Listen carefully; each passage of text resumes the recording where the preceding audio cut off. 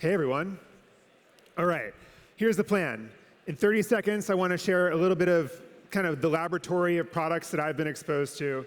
Then I want to share an updated, curated selection of the insights that I hold dear as I navigate product decisions and help some of you as well, with the hopes that maybe 2 or 3 of them stick in your mind and become things that you can talk about with your teams and consider in your daily practice. And then finally, I think there is a thread throughout all of these that I want to touch upon at the end about the very human aspect of our discipline in a world where we're oftentimes talking about the non-human aspects that I think is really important to touch upon. And so really quickly, my passion has always been to organize the creative world at work. Whenever I told people I wanted to do that, they were like, yeah, good luck with that. But that's been the passion. It started actually as a physical product of all things. It evolved into books and conferences and a company ultimately called Behance. Behance is a platform of 56 million creatives around the world showcasing their work, and you can sort through the work by the person who did what for what agency, with what tool, in what discipline, in what color. It's organizing the creative world at work. We joined Adobe in 2012, and then I was faced with all these new challenges and things that I always considered broken as a customer of Adobe, and the idea was, let's go and try to fix some of these things. I thought I'd be there for a few years. Ended up being there for 3 years, leaving, coming back for another 7 years, overseeing Creative Cloud, bringing our products to the web, to mobile, products like Lightroom Mobile, products like Adobe Express, and then have now been able to work with a lot of startups over the years as a very early product advisor and seed investor as they sort of navigate some of their product challenges. And write about it a little bit as well, 30 seconds or less. So now I want to talk about some of these essential insights. And the way I've been thinking about these types of insights in our nomenclature is, what does it mean for all of us to sort of see the matrix as a product leader? What are those moments where something just kind of clicks and those become cardinal insights or perspectives or just lenses that we take that make all the difference in our practice. And this is something I've been thinking about for a few years, but I've lately, and over the last month, thanks to the forcing function of this conference, tried to put together some of the ones that I think are most important to think about. And so we'll ask this question to kick off. What is the equivalent of seeing the matrix as a product leader? And I'll start with the most obvious, and then we're going to get a bit more nuanced and dynamic here going along. But data is a compass, not a map, right? The idea that we ultimately need to determine what mountain to climb, right, with the intuition we have, with our understanding and with our empathy. And yet data is ultimately what helps us climb the mountain we choose. But this is something I actually often come back to in a discipline that's so driven by data these days, is to remember that data is to help me get from the bottom to the top of the mountain, but not necessarily to choose the right mountain to climb. And so I just want to put that up there very first, because that's something that I think is very important. All right, another thing is to seeing the matrix is that recognizing that with new products, you need to prioritize and optimize for the problems that you want to have. Now, what do I mean by this? When you're building especially a new product or launching a new feature, what are problems you want to have? You want customers to be using these products or features to the extent where they start to come to you and ask for things that power users would want. That's success. What you don't want is for them to get stuck in the onboarding. What you don't want is for them to realize that because of security issues, they can't even use the product. And so I've started to think about everything on a product roadmap in the standpoint of things that and this is a time scale here, you need to optimize for shallow value before you optimize for the deep value. And it's a sort of contrarian view, because you would argue that we should build products with this great, deep, high willingness to pay value from the start, when in essence, if any of our products get any more than 30% of the people at the top of the funnel through, they're world-class products. So why not optimize for all the things that help people discover the shallow value quickly AKA feeling successful quickly, which is in some ways the definition of product-led growth, before they discover that deeper value. And in some ways then, when you're looking at a roadmap and a list of things to debate prioritization around, thinking about, well, what do we want people to be requesting? Let's not do those things. Let's instead do the things that could conceivably become obstacles. And recognizing that whatever the MVP is, I think one mistake we often make is we forget how much gravity an MVP has. Whatever you put out, your instinct as a team will always be to iterate from there. And so to also make sure that while it can be the minimum viable version of most things, the thing that distinguishes your product the most needs to be done extraordinarily well before you put it out, because it's hard to iterate your way out of not getting that right. Another thing is about realizing that we should only do half of what we want to do. I mean, this was probably the greatest mistake we made in Behance, which is now a far simpler product than it was actually when it launched like well over a decade ago. When we had groups, we had something called tip exchange, we had something called circles, we had something called work in progress. And we realized that every time we killed one of those things, the engagement on the core feature that actually mattered most, which is just people publishing projects to their portfolio, went up. And so we started going on these killing sprees. And I think that was one of those moments when I realized that I think our practice in product is much like the bonsai cultivating master, where you're constantly pruning those beautiful branches, those things that are just taking flight, you're actually cutting to enrich this kind of core. And so that notion, that voice in your head of half, half, half, is somewhat seeing the matrix as a product leader, knowing that is what compounds our likelihood of product market fit. Defining the product lifecycle is something I want to spend a few minutes on, because we have to obsess over this. And what do I mean by the product lifecycle? It's as simple as this. Users flock to simple products. We love simple products, both as enterprise customers and as individuals. Those users, all sort of inundate a product, and what does the product do? It takes those users for granted by saying, oh my goodness, now we need to start to monetize. Let's add power user, let's listen to power users and see what they want. Let's add features. And before you know it, the product becomes more complex. You're focusing on adding all that deep value. And what happens? Users flock to simple product again and again. And I feel like this is almost what fuels the Silicon Valley life cycle of so many industries of product, is simply this strange flywheel, or I don't know, or cycle, in other words, that we go through. And so how do we keep products simple is probably one of the most important product questions that we always have to be asking ourselves. And I think a big part of this is always ensuring that the product is working for the newest cohort of new customers, recognizing that every new cohort's different. Early cohorts are more willing and forgiving, and then later cohorts are not willing and forgiving. They're sometimes against their own wishes, and they better get a very simple experience and a different experience in the onboarding. So I think that the realization here is the recognition that every customer of any type of product, I would argue, even in the enterprise, in their early stage of using the product, is lazy, vain, and selfish. They're lazy in the sense that they don't have time to learn something, right? And they don't have tolerance for onboardings that are bad, instructional videos, more than one line of copy. And so part of the solution here is to show rather than explain how to do something. And we've explored with some of those ideas, for example, in Photoshop with sliders to and tooltips that just basically show people in the product how to do something. The only thing I think better than that is to actually do it for the customer. And this is where templates and chat UIs and presumptuous defaults, come into play. And we've tried to actually build new features on top of features in Photoshop, for example, to just do things for you as opposed to having to teach you how to do them anymore. Moving on here. Ooh, there we go. So my favorite saying, I think, in this whole space is by my friend Dave Marin, that the devil is in the defaults. And really, I can't emphasize this enough. Oftentimes, we think about the default state of our product in the final mile of shipping it, when in fact, it might be the only state of the product that most of our customers ever experience using it.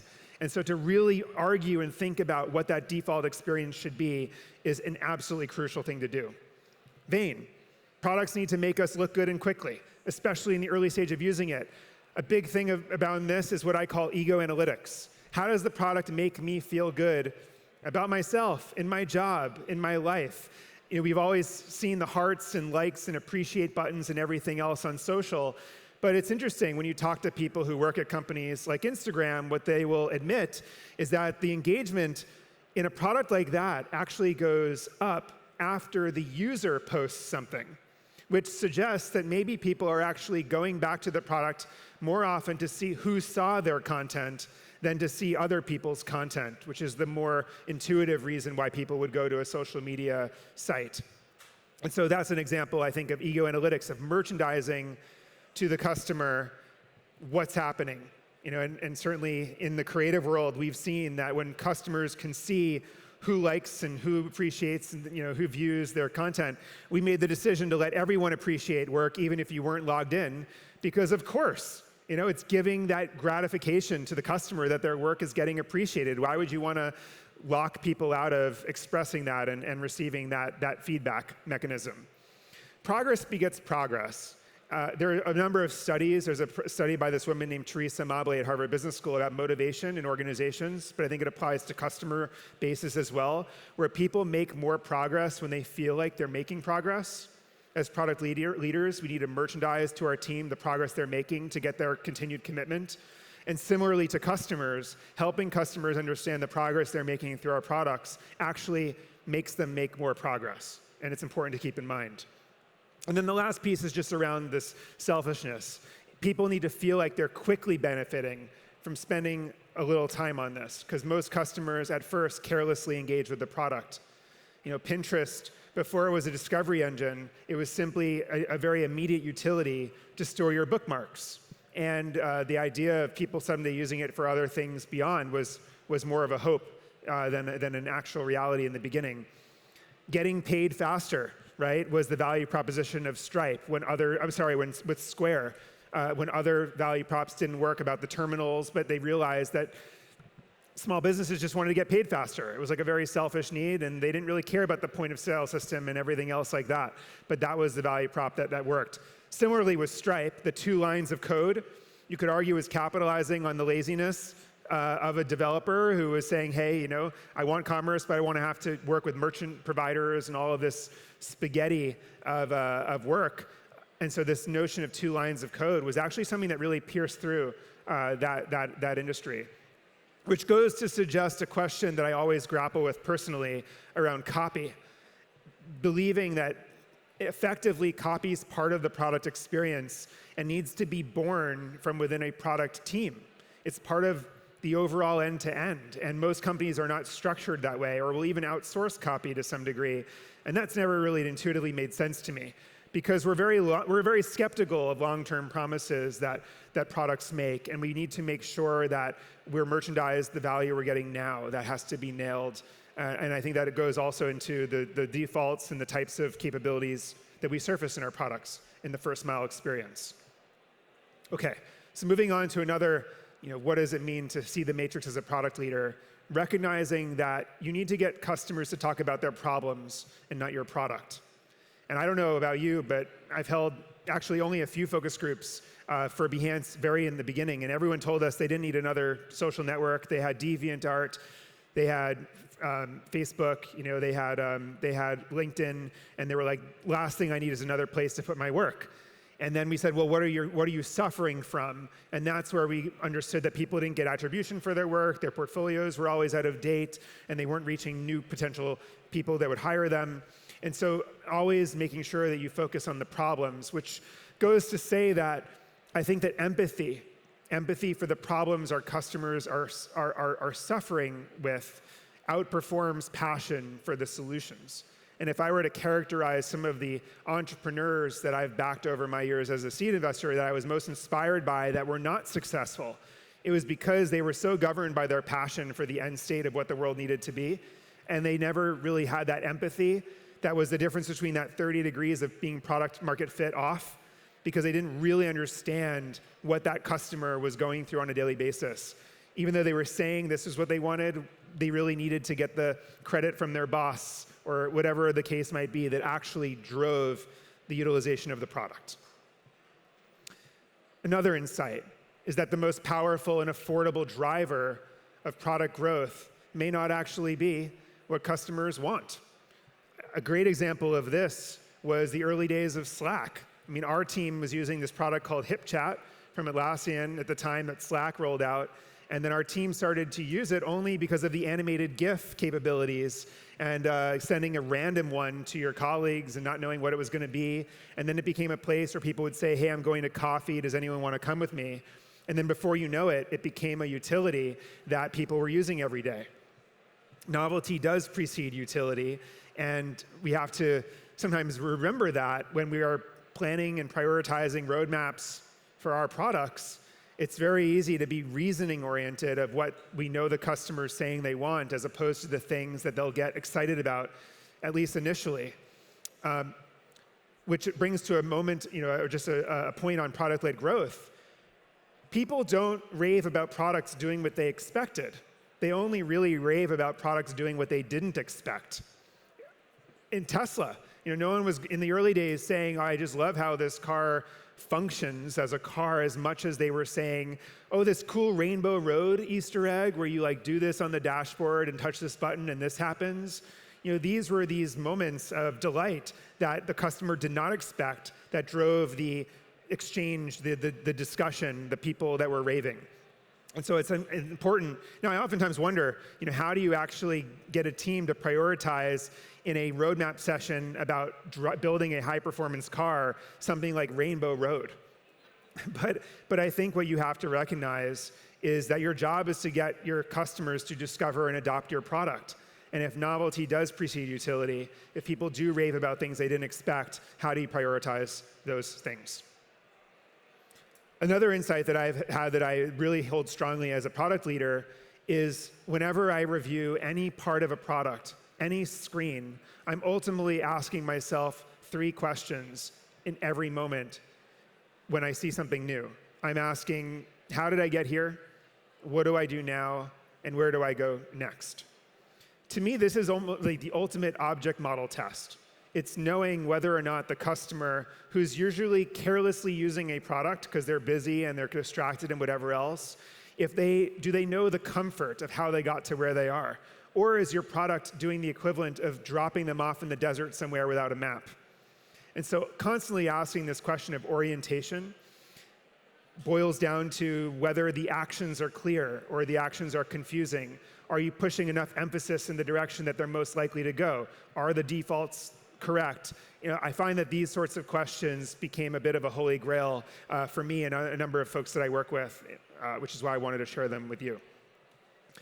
Another insight, that A+ designers are ultimately this cheat code. And I have to admit, and if I look back to my career as a product leader, the things that I am most proud of were the result of a partnership with designers that made all the difference. Part of the reason is this power of this prototype, right? Being worth 100 meetings.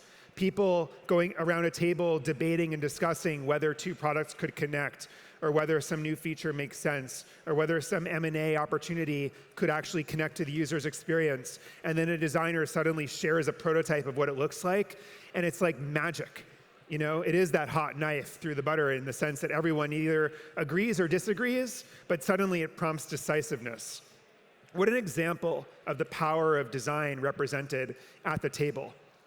Another insight that I've learned, and was kind of humbling, for those of us who also have engineering responsibility, is that perceived performance can matter just as much as actual performance.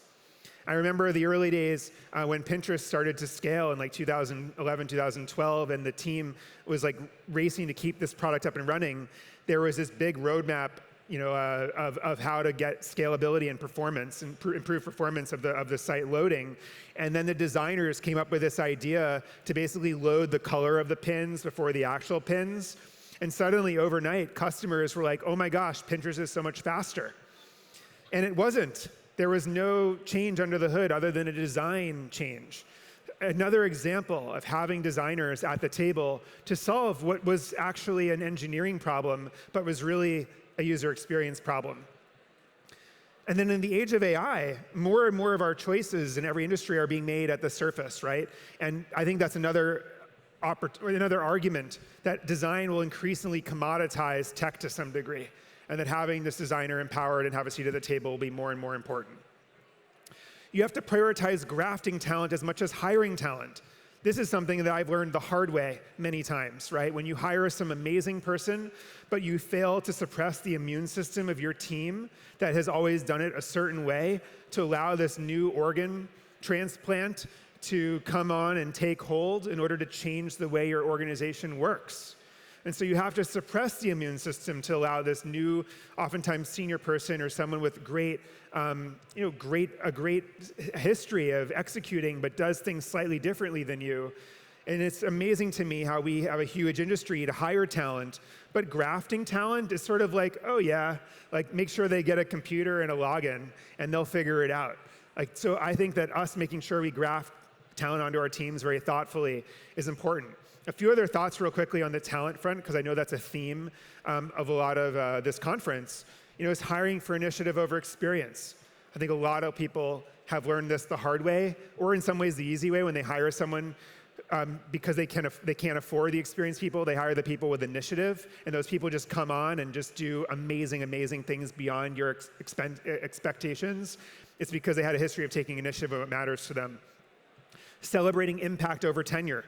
When I came into Adobe, they had these tenure awards that I was supposed to do every quarter at my all hands. And I was like, wait, I'm celebrating someone for how long they've survived here, as opposed to someone who's come in and made an impact on day two? Like, that doesn't make any sense to me. And so I replaced them with the impact awards. And I think that's such an important thing to especially bring in new talent and make them feel like their contributions are valued despite how long they've been there. And then finally, that you have to collapse the talent stack every chance you get. When you do have that opportunity to hire that product leader with a design background, or that designer who was a front-end engineer, or the growth hacker who was also a designer, that conduit that you then collapse is an incredibly effective way to unlock something new in your organization. And so I can't emphasize that enough. Whenever I've had the opportunity to collapse the talent stack, it's always surpassed my expectations. You only can expect what you inspect. This is important, right? Each of us has to find the few level ones, the few things that you want to hold yourself directly accountable for. And if you hire other product leaders and you delegate effectively to other people, that's great. So long as you hold yourself accountable to the things that are most important to you by inspecting them rigorously. And this is actually something I've learned from our CEO, who had to delegate almost everything, but he always has a list of a few things that he goes so deep on inspection. And I feel like that's a best practice for all of us. That you level up when you learn to know when to amp up this volume of your own intuition. And this goes to that earlier point around the data. You're going to be thrown data constantly. You're going to be told best practices from other people coming in, maybe people like me and others. And yet at the same time, knowing when to tune into that feeling over the thinking that you have from the more academic side, knowing that conviction should outweigh consensus. When you have faith and trust in somebody who feels suddenly super strongly, that's when you can make a non-popular decision that differentiates you in the market. So learning to gain that value that conviction over consensus at times, to lead with curiosity over criticism. When I am frustrated or disappointed, what I challenge myself to do in product meetings is just to ask a barrage of questions, to tune into my curiosity on what's off, what's wrong, and just go poking with questions and questions and questions to the point where the team can suddenly realize something's wrong, or I realize that I was wrong.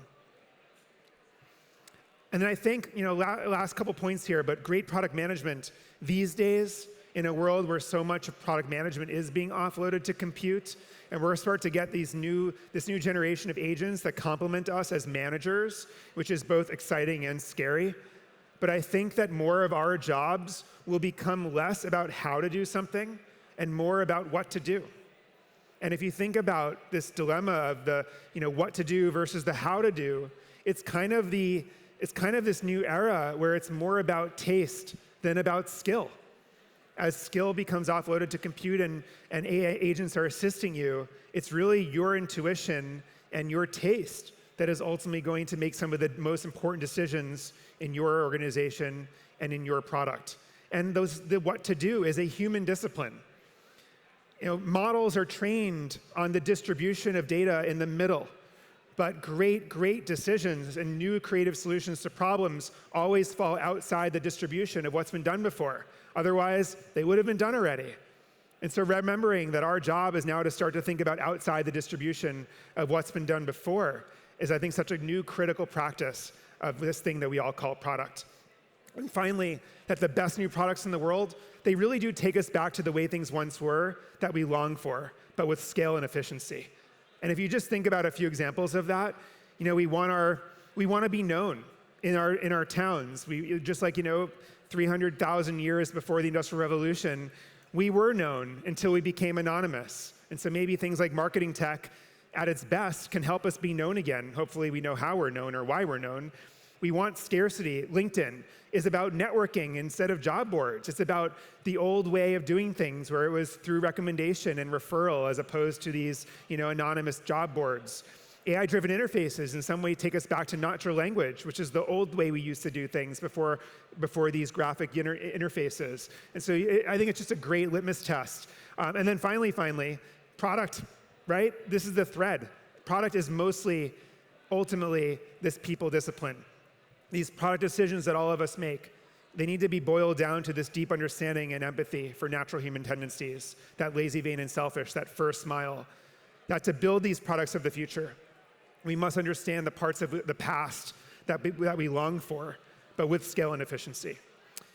And finally, that a product, this is the craziest thing, and I think we all know this in a room. When you use a product, you can kind of tell by using the product who did and didn't talk to each other, right? Did they get along? Did they not get along? Was the copywriter in the room or not in the room? Did the marketing department have to get the product leaders sign off before they ship this thing? The apple doesn't fall far from the tree. So thank you so much for your time, and looking forward to seeing you at the rest of the conference. Thank you.